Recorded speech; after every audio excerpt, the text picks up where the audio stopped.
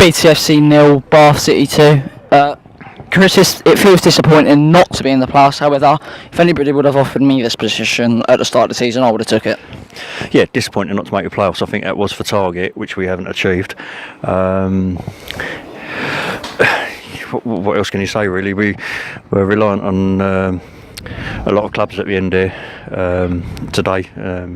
Some results went for us, some results didn't. Welling obviously jumped into that spot. We came up against a really well set up Bath City side. I don't think we can have any complaints about the score. We only played our best football of the game, maybe when the substitutes came on in the second half. But Bath, as I said, were set up brilliantly. Had a great line at the back, great line in midfield. Always pushing us back every opportunity, every time we have a ball, and we had to work for it today. How many clear-cut chances did we have in that game? Virtually none. There's Jokey's header which went wide in the first half. Jake had a couple of half efforts up here.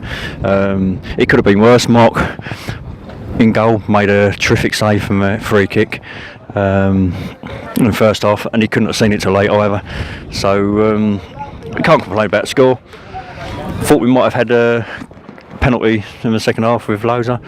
I think Adam didn't get a lot of protection from the referee in the first half. There's some fouls on him. I mean, he's having his shirt pulled off his back again as he was against Dartford, but the ref just seemed to let him go. So the big talking point for me is them last 7 minutes on Monday. If we wouldn't have conceded them 2 goals in them 7 minutes, we would have been in the playoffs. That's what's made the difference this season, I think, between being in the playoffs and not. Yeah, it's really costly. But as I said in my report before the game started on BTFC Live Radio, I said we have conceded in so many games late on. I think it's cost us 14 points this season. 14 points. Now, I mean, that would have put us into second place. You know, it's just one of those things. We just seem to take our eyes off the game towards late on, and I don't know if it's tactics, if it's tiredness. It could be a combination of. The players did look tired today, though. They did. I think a few of them were struggling second half here. I know Jake had a bit of a knock, and he was struggling. But as I said, when we brought our substitutes on, we actually looked better today. We went for it at the back, and we could have scored. We could have pulled a goal back. I think it was most dangerous we looked all game. But as I said, it just wasn't meant to be. Well, I think there's only one word to describe the 2018 to 19 Billericay season: roller coaster. Indeed, yeah. Where would we have been if all those changes hadn't taken place in October? Off the pitch, we had to get rid of all our good players. Of course, Dean came in as well. Dean had a job to do. Had to get the wage bill down, otherwise we might not even be standing here today. Well, I would have. in an open field, mate. So no, it's one of those things, and that obviously had an effect. The effect it did on the team. If you get rid of all your decent players, then it's very difficult to get new players in, getting them all to gel together. We've had a lot of low knees as well.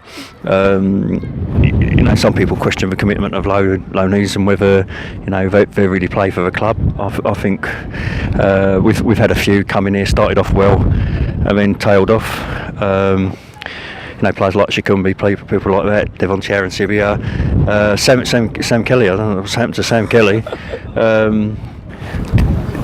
Started off. Got caught in this wind. Well, he got good first 10 minutes of his first game, and then that was it. We never saw him after that. We don't know what's going on. So you have to say to yourself, you need to bring in people who are going to be part of this club from the start.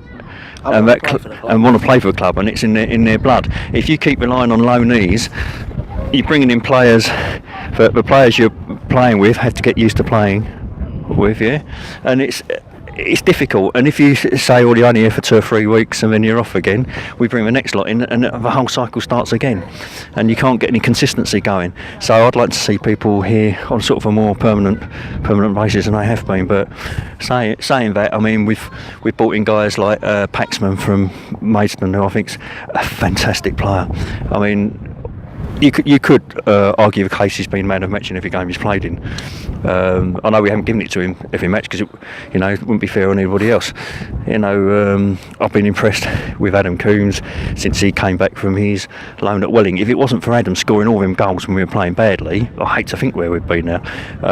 Moses Emmanuel's had a really, really good season.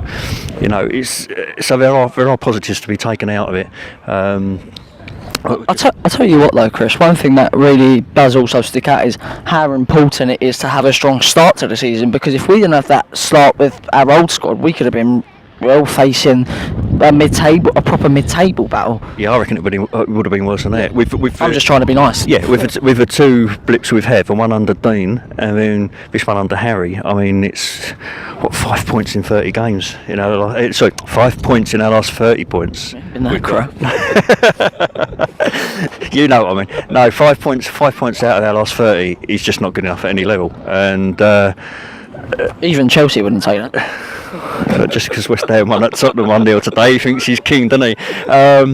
But going back to that though, yeah, if we hadn't have been flying at the beginning of the season, we would probably be fighting a relegation battle now.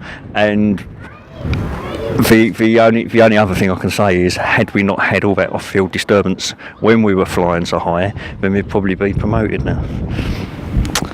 So anyway, thanks Chris for everything you've done this season, and I'll see you next year. Yeah, likewise. And 20 quid for BTSC Live Radio, name dropping next year. I was just going to say thanks for all the help you've given us on BTSC Live Radio, so we look forward to reacquainting our partnerships next season. Right, thanks Chris. Cheers, take care.